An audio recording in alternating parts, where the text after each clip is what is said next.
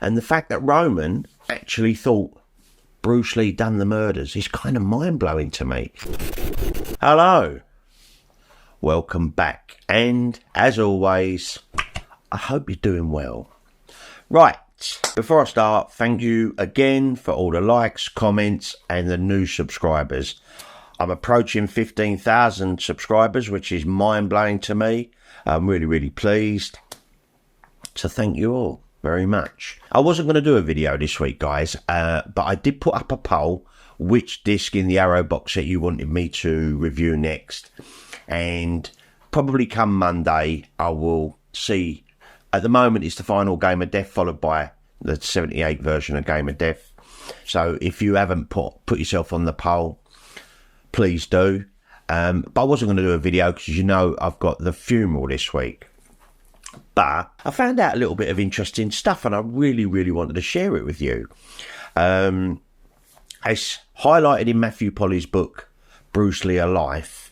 And when I read it, I kind of sort of read it and scanned over it, but I really did a little bit of thinking about this, and I thought, I really wanted to tell you about it. Director Roman Polanski, I know he's not in the brightest of lights at the moment, for obvious reasons, but he was friends with Bruce back in the 60s, and there was a time when Roman Polanski thought that Bruce Lee done the killings at Cielo Drive, you know, the Manson murders.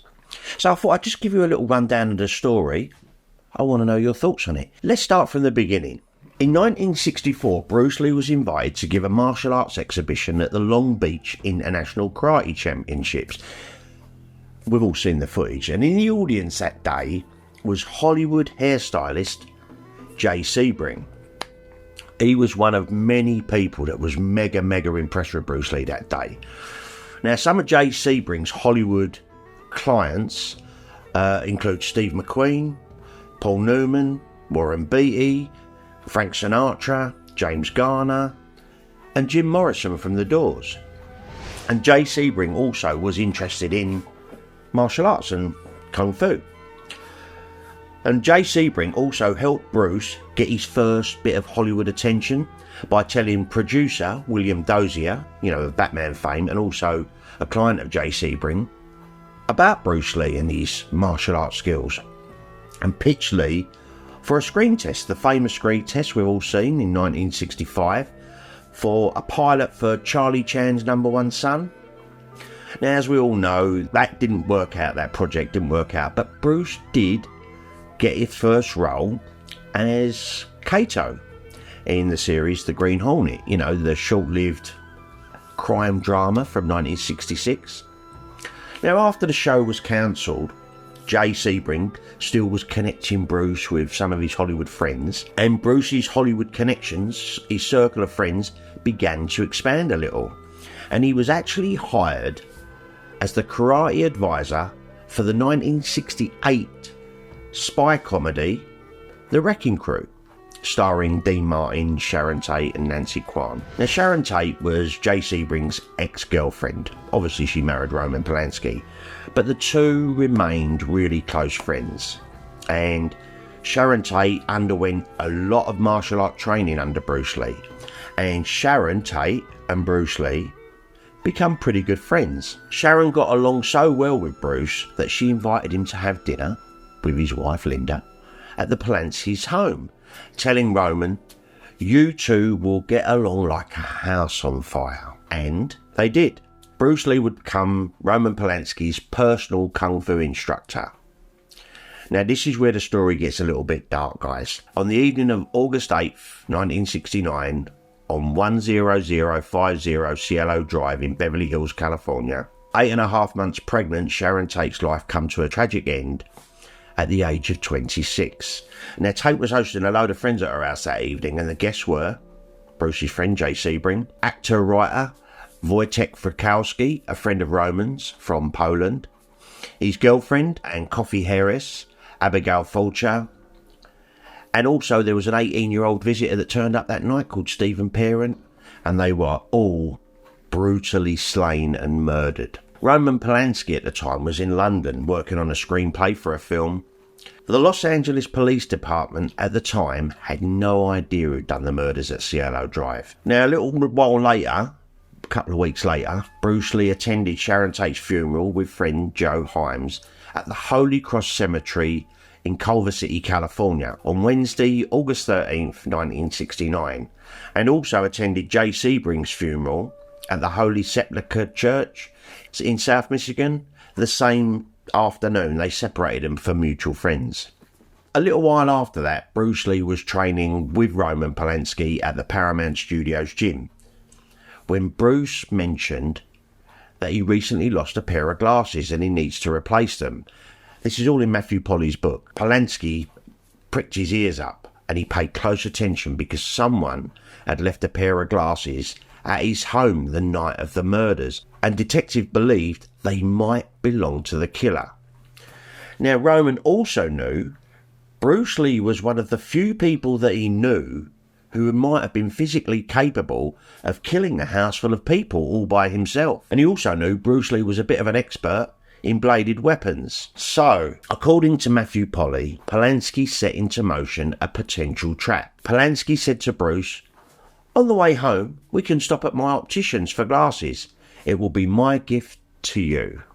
So obviously they've travelled down, and much to Roman's relief, the prescriptions did not match. Of course Bruce Lee wasn't the real killer. As police eventually discovered, Charles Manson sent some of his family members, Susan Atkins, Charles Tex Watson and Patricia Krenwinkel, to the Polanski and Tate home on Cielo Drive and to kill everyone they found.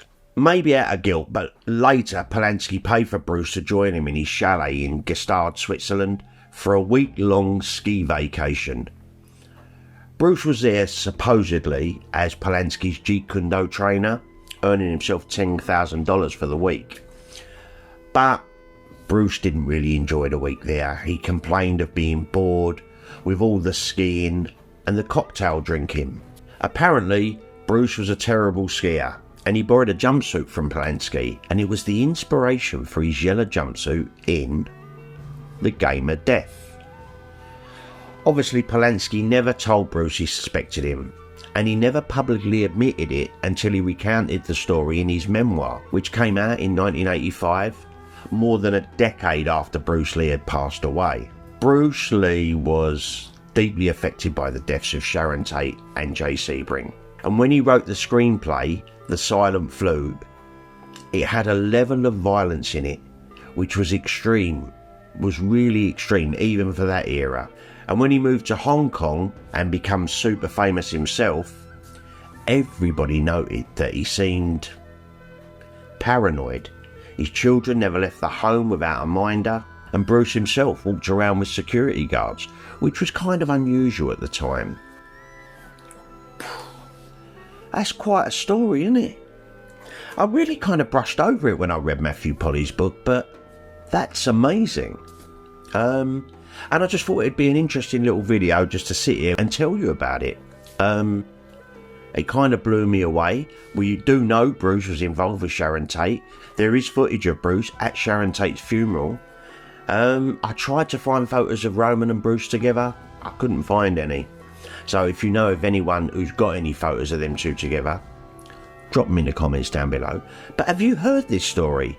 Have you read Matthew Polly's book? Me personally, I find it a little bit creepy and a little bit amazing. And the fact that Roman actually thought Bruce Lee done the murders is kind of mind-blowing to me. But he wasn't part, because obviously Bruce Lee was foreign. At the time, we're talking about 1969, and he wasn't in the tight circle of friends. It raised a bit of suspicion with Roman Polanski. So yeah, I just found that a little bit interesting, and I really wanted to share it with you guys. I wanted to know your thoughts on the whole thing, or have you heard it? Or have some of these things been mixed up? Let me know what you think. Me personally, I found that a little bit shocking. I mean, obviously the Manson murders, quite a controversial subject, whether Charles Manson actually killed anyone or just sent them on their way, or was it actually Charles Tex Watson that was the real killer behind it all. You know, that's open for speculation, but I wanted to do this Bruce Lee connection to it all that goes right back to the Long Beach 1964 when Jay Sebring first discovered Bruce Lee on the thing. A little bit of a side note, by the way, a lot of people think that Chuck Norris, because I've recently had a look at the Wrecking Crew, a lot of people think that Chuck Norris's first film was The Way of the Dragon. It's not. If you watch the Wrecking Crew, Chuck Norris is in it. He's uncredited, but yeah, Chuck Norris is in that. But anyway, let me know your thoughts on this down below. Have you heard this story? Have I got some of the facts quite wrong? Kind of mind-blowing to me. It really is. The chain of events and how it all worked out. Wow. Right. So, let me know your thoughts. Right. And with that, guys, I'm going to love you and leave you. I'm going to check the poll Monday. Obviously, we've got a few more Friday, as I explained to you. I'll check how the poll's doing, but it's looking like I'm doing the final Game of Death, which I have watched once, but I'll be more than happy to really have a deep dive and dig into it with all the extras. I mean, I was going to watch Game of Death next. I did pull the disc out of the box, but I haven't put it in yet, so I don't know what the picture looks like. I don't know anything about it just yet, apart from what I've read. Yeah. If you like this sort of thing, maybe give it a thumbs up and subscribe to the Rambles, and it really does help me out. I'm going to have to think of something special to do for you when I hit 15,000 subs. That's amazing. I only done the nunchucker video, it feels like a month ago, when I hit 10,000. Thank you all. It really makes this old chap quite humbled. It really does. Right, before I waffle on too much, have yourselves a great day, guys. Let me know what you think of this story down below, and I'll be back with another ramble real soon. You take care, people.